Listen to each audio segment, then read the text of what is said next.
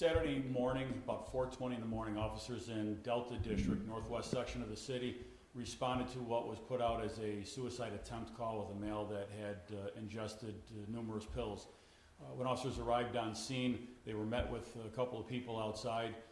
The call at this point had elevated that the individual either may have a gun or took possession of a gun.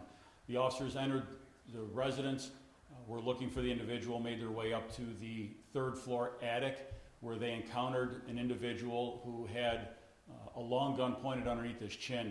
The officers began giving commands for the individual to drop the gun. They gave numerous commands for the individual to drop the gun.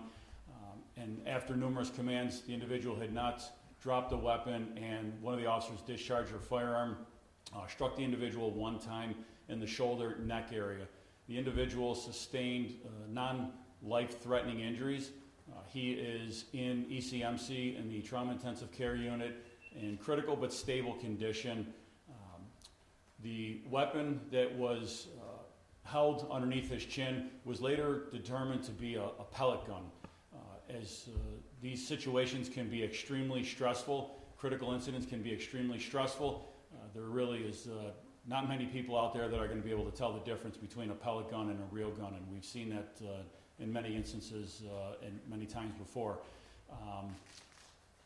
I had an opportunity, and you know that the body camera video was released as part of our continued efforts in transparency. We want to make sure that the public has an opportunity to see when we have these critical incidents.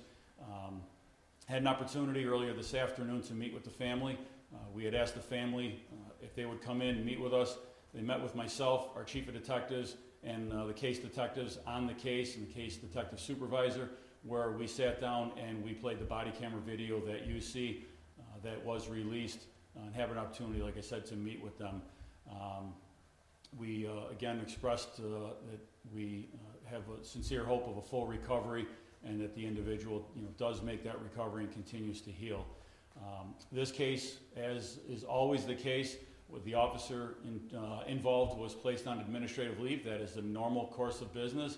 The district attorney's office is also conducting an investigation, a review of the case for the use of force. That is also the normal course of business. And our internal affairs division has opened up an investigation. At the conclusion of the district attorney's investigation, then the internal affairs investigation will pick up and continue on from that point, where we will conduct a review of the use of force, which is also a normal course of business. With that, we will take any questions. What was the officer's name who fired the shot? The officer that fired the shots is Officer Kareem Johnson. He was hired in 2018. Was he the only one to fire shots, or were there any others? Only one officer discharged the weapon. As I said, the individual received one gunshot wound to the neck, shoulder area. At what point did the officers realize that was a pellet gun? Not until after they were able to remove the individual. The officers moved in immediately to begin rendering first aid. The fire department was already on scene outside because, again, the nature of this call was a suicide attempt where an individual had ingested pills, which is an automatic dispatch of fire and ambulance. The fire truck was outside downstairs at the time that this occurred, and it was less than 1 minute before the fire department was upstairs to also take over the first aid and then help evacuate the individual out of there. Officers then took possession of the weapon, and it was determined that it was a pellet gun. When did they, is it from the body cam, it showed that it didn't appear they learned that the weapon possibly being there until they entered the house, right? Correct. In terms of the behavioral health, the unit that exists in Buffalo Police at this moment, I know that based on the hours that we discussed with that team, that they weren't working at the time, but what procedures are typically followed by officers when entering a situation where they have a suicidal call if they aren't trained in that specific purview? So this type of call, and there are different type of mental health calls, this was a call where an individual was reported to have taken numerous pills. That kind of lends itself to be a first aid type of a call. When they went there, that's why the ambulance, fire were also dispatched. This obviously took a turn as officers arrived, and that happens not just in mental health calls. Officers will respond to calls, and they take a sudden twist, a sudden turn. Facts that are not conveyed in the 911 call reveal themselves when officers arrive on scene. This type of call, even if behavioral health team was working, again, it was about 4:20 in the morning. They are not working during that time, and neither are the clinicians. This would have been most likely a normal dispatch type of a call for our sector cars anyway of this type of a call. If it turned in anything else, then they would obviously contact behavioral health if they're working. Officers also have to complete paperwork. That paperwork then goes to the behavioral health team. It goes to the clinicians that would then work on a follow-up after the case. Did the firefighters or anybody else go in before the cops got there, or no? No, they arrived after. Oh, was that the cops got? The way that I saw, they arrived after, but no, the police officers went in first. Was this the first time that you had calls to this residence for this subject? I don't want to get in past history of the call. There were some other prior reports, which I'm sure you can get, but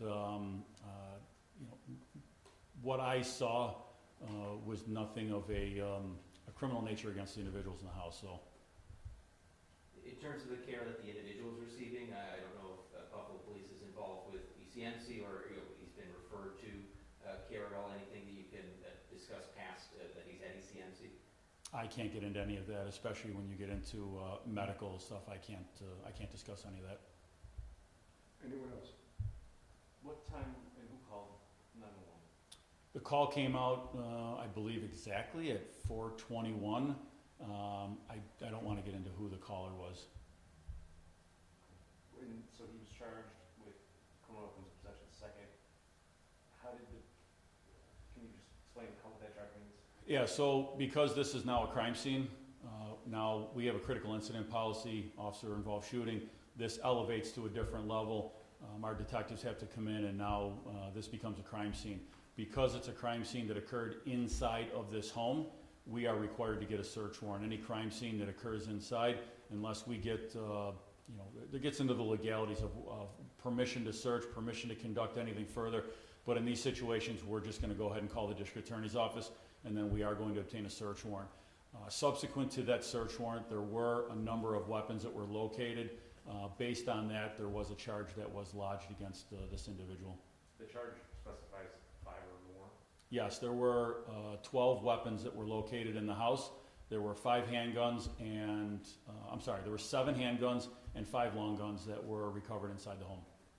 Do you know how many officer-involved shootings there have been, maybe similar incidents over the last, 10 years? Oh, I don't have that number. Over the last 10 years, I don't have that number. Just the spelling of Officer Johnson's name, Kareem. I'll get that out to you. Okay, thank you. I don't want to misspell. Yeah, understood. Okay, it was his body cam, and then the other body cam was Butler, I think? No, Baxter. Baxter. Yeah, Baxter was I believe the chronology of Baxter's camera was the first video that was shown, and then Officer Johnson's was the second video that was included in that upload that you got. What's Baxter's first name? Tyler. Do you think this was a case of,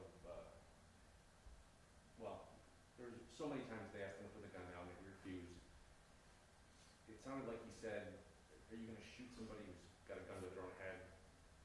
He said something like, if you come closer, it's going to end. When they openly said, we're going to shoot you, he said, okay. Do you think this was suicide by cop? Or? I think that was the intended purpose of the individual at the time. And again, these situations are very tough. They're extremely challenging. They're challenging for everybody involved. They're extremely challenging for the officers that are responding and are confronted with that situation. We'd never want these situations to end like it did with somebody being shot. I don't care what the scenario is. I don't care if it's involving a violent crime or a mental health situation. Our officers don't want to discharge their firearms, so it's it's tough on everybody. Did at any point the individual point his weapon at the officers? No. Can you go a little bit more maybe into some of the training practices as far as dealing with a situation where there's a possible suicidal subject? So we have been putting our officers through de-escalation training. They get de-escalation training in the academy. We do additional de-escalation training when they come back to us out of the police academy, and we are still working through the rest of the department. It's a 9 to 10 hour training that we brought in from the Police Executive Research Forum. It's called ICAT, Integrating Communications, Assessment, and Tactics.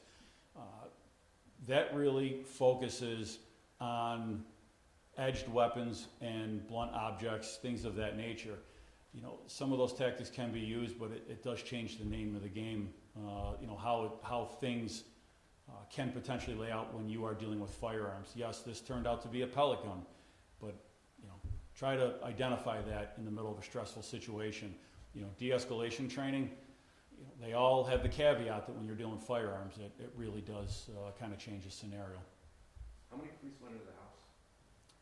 Obviously the two, and then there was at least one more officer. A lieutenant was further back in line of the officers. They were in a tight stairwell.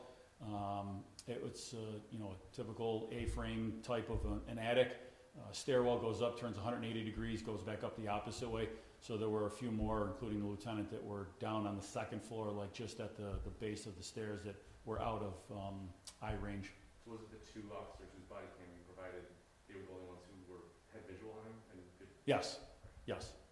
Yeah, the other body camera videos were activated, but you're not seeing anything, so we didn't include that in the package. Okay, anyone else? Right.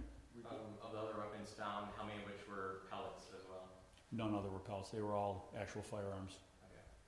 So you did not have any permits for the handguns? Did not have any permits for any of the weapons.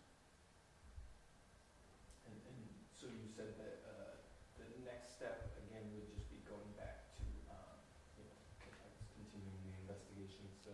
Yeah, so the normal protocol in a situation like this, the officer's placed on administrative leave. That's standard protocol anywhere across the country. The district attorney's office then is going to investigate. That again is standard protocol. And then our internal affairs. We had internal affairs investigators responded to the scene. They were engaged immediately, as again the normal protocol. We are limited as to what our internal affairs investigators can do until the district attorney's office determines, you know, where their investigation goes. Then at that point, then we will increase our investigation and take it. We'll have an opportunity at that point to actually speak with the involved officer. Are the actions of both Officer Johnson and Officer Baxter being looked at, or is it only Officer Johnson, given that this was, it was his gun that was fired? I mean, we look at the whole scenario. We look at every single instance of use of force in this department. Every single time that there is a use of force, no matter what it is, we are required to complete a use of force report, and then those reports are looked at and examined, again, as a normal protocol by internal affairs. So that's the standard practice. Thank you, everybody. Okay. Thank you. Have a good weekend. Okay, thank you.